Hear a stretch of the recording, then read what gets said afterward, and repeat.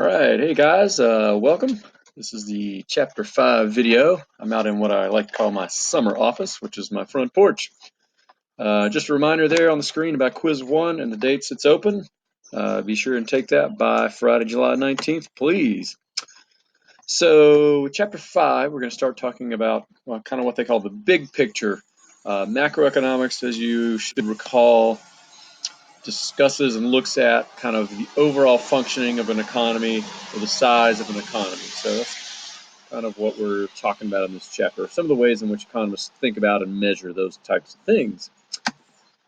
So this is right out of your book. Every macroeconomics textbook has some version of this model of the circular flow of the economy, kind of as a model of how an economy works in a very general sense.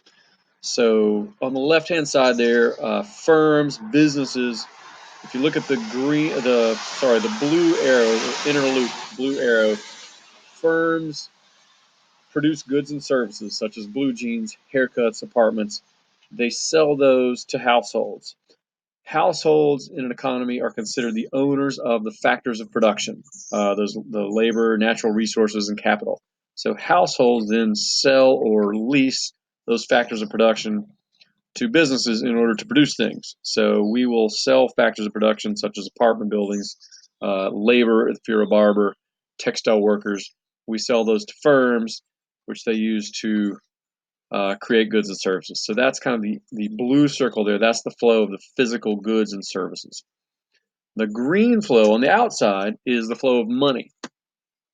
So in that case, firms, if we start again on the left with firms make payments to households for their factors of production. Households take their income and pay them to firms for goods and services. So that's the money flow. So that's a kind of an obvious model maybe, but it's pretty important. As we talk about the next slide, we start to talk about the overall size of an economy. This is what it means. It's just how much money and stuff is flowing around in an economy. So when we talk about the size of the economy, that's really what we mean. So the most common measures we use to talk about the size of an economy are GDP and real GDP. Basically, GDP just measures how much stuff an economy produces in a given year. And remember that stuff can include not only physical stuff like goods, but also services, haircuts, accounting services, teaching services, things like that. So GDP is really just how much stuff is produced in an economy in a given year. Real GDP measures the same thing, only it adjusts those for inflation. And that becomes important if you start comparing things over time. For example, the GDP in the US in the year 2000 versus the GDP today. It's much larger today, but that's for two reasons. A, our economy has grown and we produce more stuff now than we did in 2000. But B, prices are also higher. And so part of the reason GDP is higher is just that prices are higher. But if we take the price inflation out, then you can compare how much the actual economy has grown. So that's what real GDP does.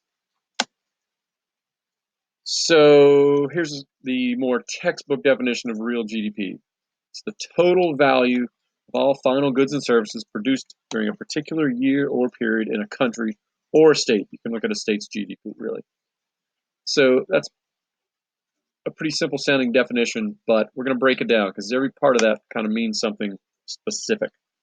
So total value, it means that we measure value by the price paid. We look at the actual price paid for something. That's how we estimate value. I guess that should make sense. Final goods means we look at final goods only, not inputs or intermediate goods. So here's an example.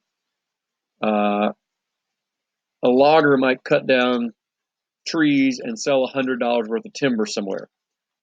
That timber goes to a sawmill. They cut it up into boards, 2x4s, and things like that.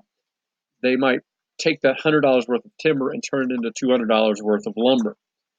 Then they might sell it to somebody who produces a $400 chair.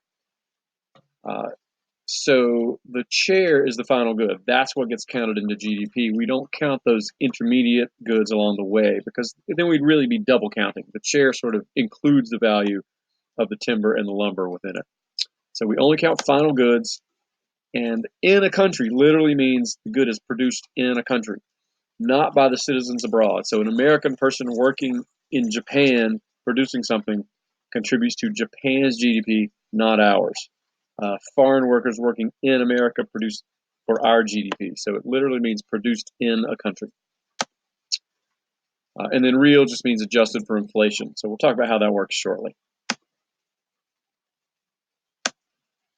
Okay, some problems with GDP. One of your critical thinking paper topics, if you choose to do it, really has to do with this. GDP is a measure of how much stuff an economy produces. A lot of people like to look at GDP and think it measures the well-being of the citizens in a country, and that's really not accurate.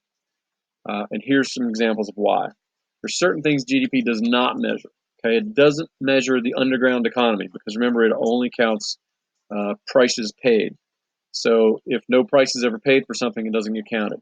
So if I have a friend come over and help me build a deck, it might add $3,000 or $4,000 worth of value to my house.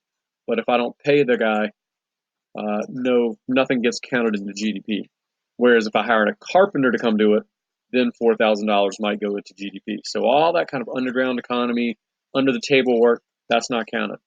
Volunteer work is not counted. The value of leisure time is not counted. So, if you have a country with high income and people have a whole lot of free time to hang out on the beach and relax, those people are probably better off and happier than a country where everybody works 52 weeks a year. So those things are not measured. Then other things are included that maybe aren't good things. When we pollute the environment and then have to go back and clean it up, the cleanup, if somebody gets paid for it, the cleanup gets added to GDP. So a really dirty country, polluted, will actually end up having a higher GDP because they spend so much money going to clean it up. Similarly, a place with a lot of crime is going to hire more police. People are going to buy alarm systems for the house. They're going to spend a lot of money trying to prevent crime. That money all contributes to GDP. Healthcare costs, if people get sick a lot due to pollution or something like that, you get cancer, you go spend hundreds of thousands of dollars in treatment, that contributes to GDP. So there are a lot of things like that that aren't necessarily good things that do get counted, a lot of good things that don't get counted. So just remember, GDP measures stuff produced, does not measure well-being. And again, there's a paper topic closely related to that if you're interested. Just so you know, here's roughly a current estimate of GDP. The U.S. is about 19 trillion right now. We are currently still the country with the biggest GDP, although China is probably going to surpass us pretty soon. You can look at a few other figures there. Here is another ranking of GDP, highest to lowest. This is looking at GDP per capita. So if you take GDP and divide it by population, sort of an average measure of if income were distributed equally, how much everyone would have. So you can see the U.S. is down there at number 11. Several countries much higher. You can also see some of the really low ones. Pretty amazing to think about everybody only living on $699 per year as they do in the Central African Republic, huh? All right, this is pretty self-explanatory. They talk about the phases of the business cycle in the book. It really just has to do with real GDP, rising and falling, peak and trough, recession, expansion. I think those are probably pretty self-explanatory. But that's what's meant by the business cycle, is just kind of the ups and downs of real GDP. It's important to keep in mind stuff like this.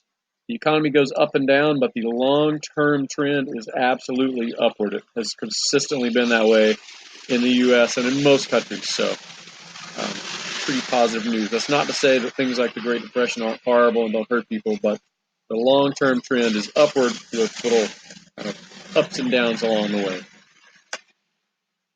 Okay, I think I probably need to stop there for time, and I will make a part 2 video shortly. All right, see ya.